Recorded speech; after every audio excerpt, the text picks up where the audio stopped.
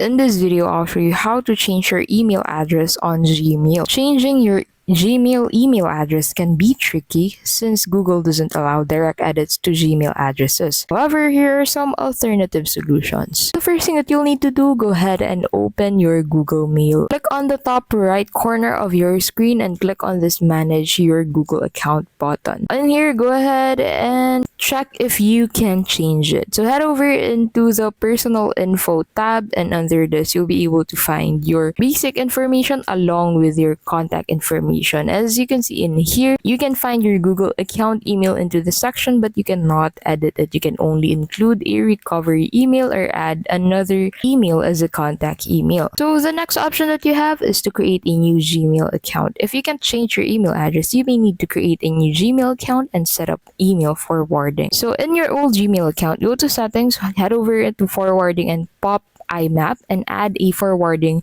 address to send emails to your new account. Now, if you use your Gmail for logins, update your email address on important accounts. And that's basically how you can change your email address on Gmail. If this video was helpful, please don't forget to give this video a like, subscribe to the channel, and hit that notification bell to keep updated with our latest videos. Thank you so much for watching, and we'll see you in the next video.